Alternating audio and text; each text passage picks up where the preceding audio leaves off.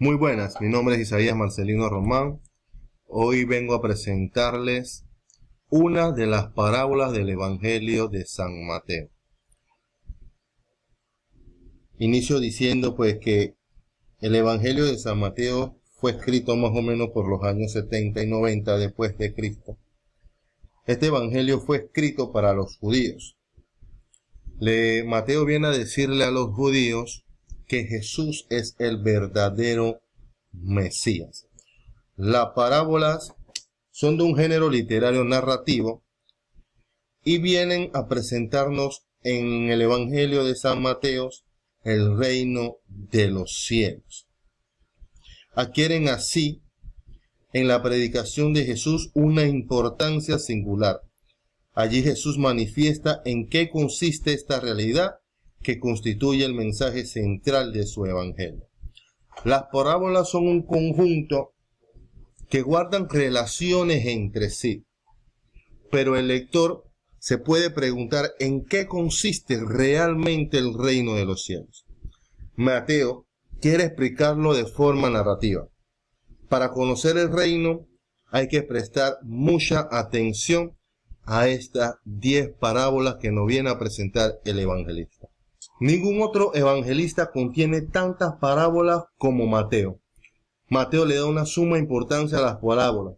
Así desprende la locución evangelio del reino, algo exclusivo de este evangelio, y representa el reino de los cielos como el contenido de la buena nueva.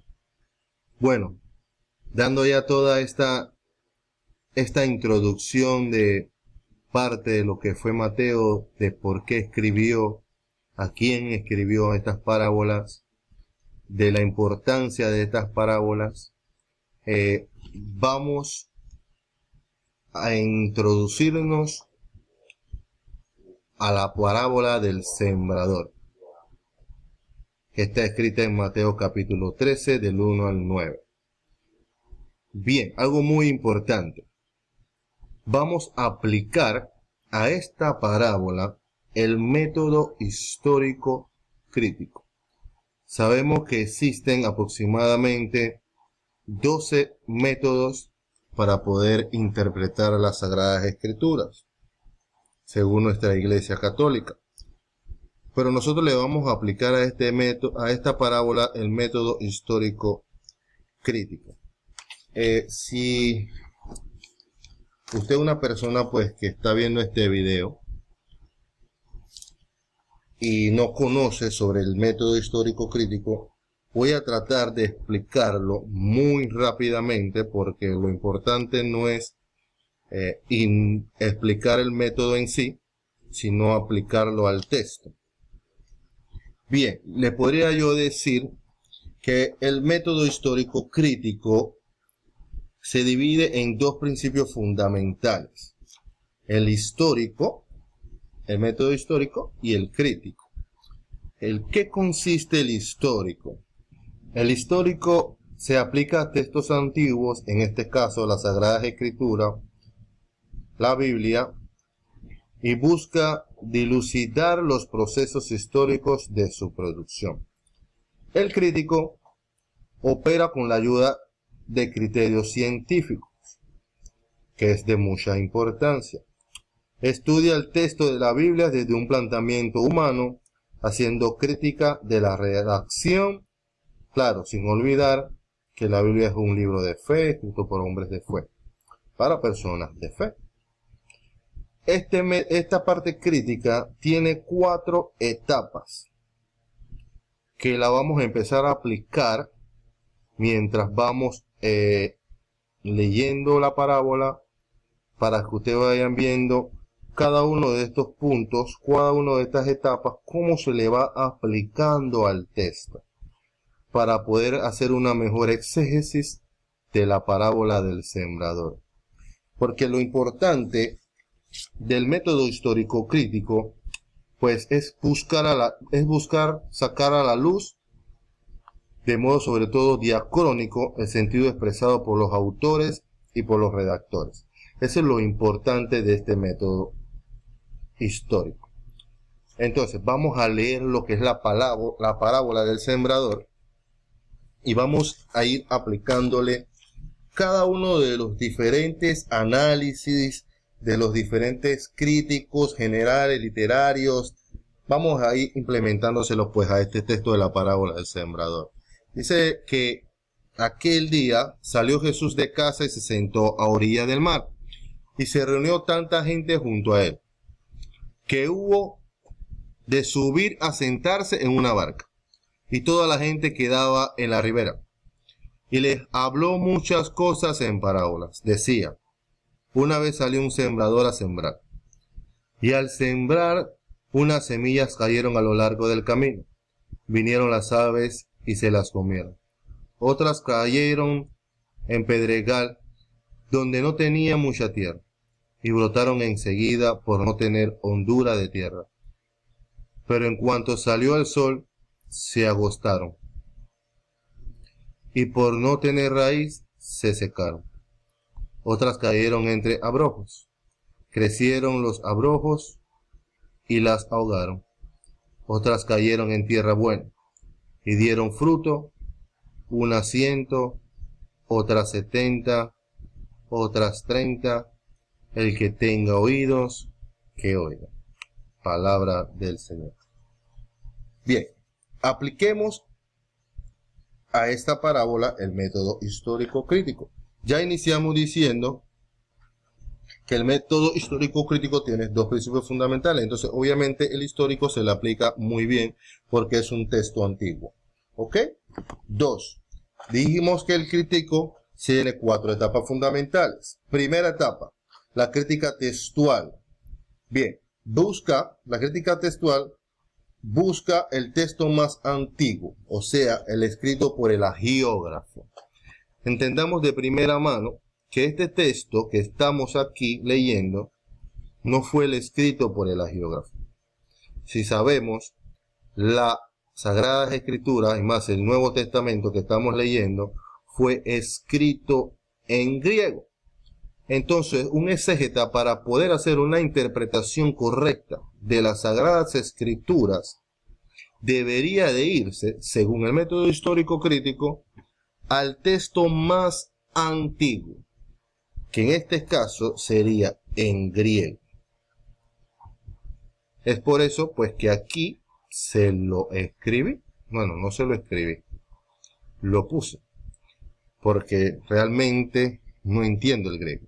Pues era para hacer una ilustración de cómo un exégeta, para poder hacer una interpretación correcta de las Sagradas Escrituras, debe buscar pues el texto más antiguo. Este es la misma parábola de San Mateo capítulo 13, solo que en griego.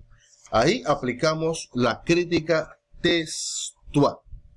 Claro, también va a haber una crítica que se llama la crítica de la redacción, que es la que nos permite tener un estudio sincrónico del texto, o sea, ya en la forma en que hoy lo tenemos como aparece aquí.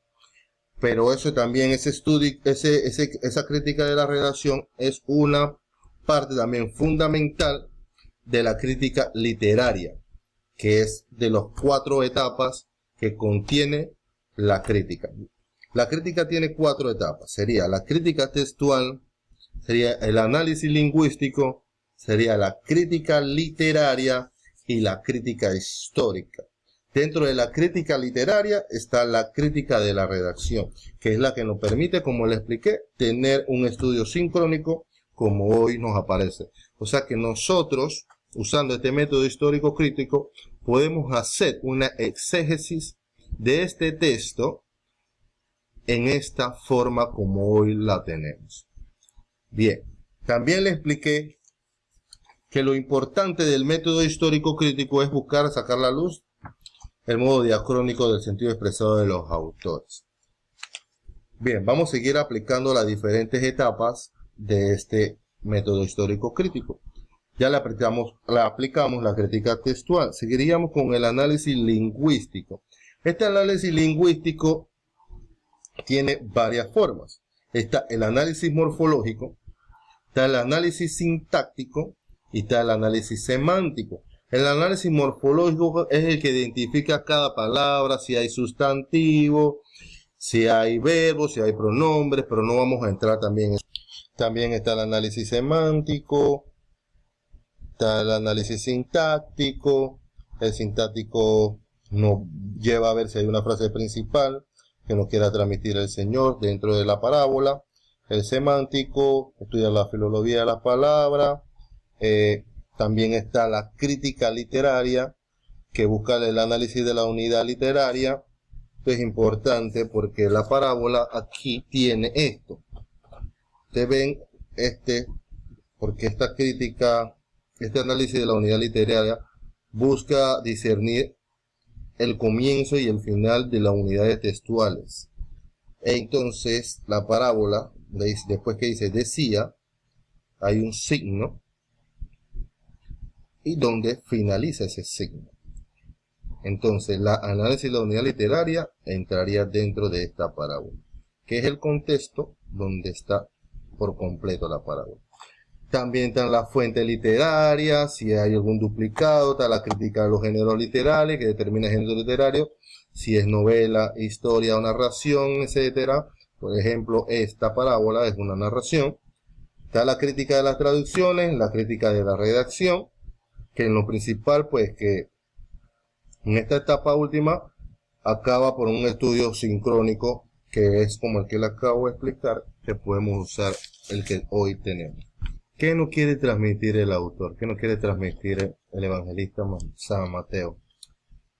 Bueno, definitivamente que los detalles no son lo más importante, ya que lo que comunica el mensaje es el relato completo del texto, es el relato completo de la parábola.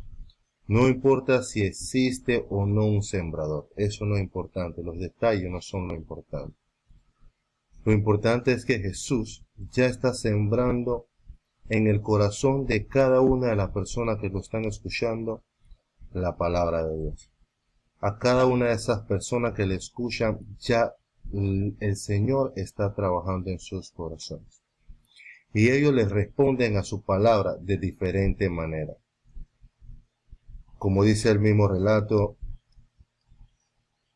hay algunas semillas que cayeron en el camino, otras que cayeron en el pedregal y otras que cayeron en los abrojos. Y hay otras que cayeron en tierra buena. Dentro de cada una de esas personas que escuchaban la parábola del sembrador, hubieron algunas en las que cuales cayeron en tierra buena y dieron su fruto. Ya serán unos al 100, otros al 70 y otros al 30. Pero en cada una de esas personas, la palabra de Dios de manera diferente hizo su función. Esta parábola, en todas sus escenas, nos indica que la respuesta no solo depende del mensaje, sino que también es el grado de una buena disposición de los oyentes para recibirla. Y son interpretadas en los versículos más adelante, como representando diferentes tipos de escucha, aquellos a que simplemente no quieren escuchar, aquellos cuya respuesta es sencillamente superficial, aquellos a quienes están preocupados con otros intereses. Pues esto es lo que nos quiere transmitir el evangelista Mateo a través de esta parábola del sembrador. Espero que le haya gustado la interpretación del método histórico crítico aplicada a esta parábola. Muchísimas gracias. Dios me lo bendiga a cada una de las personas que escuchen esta interpretación. Bendiciones.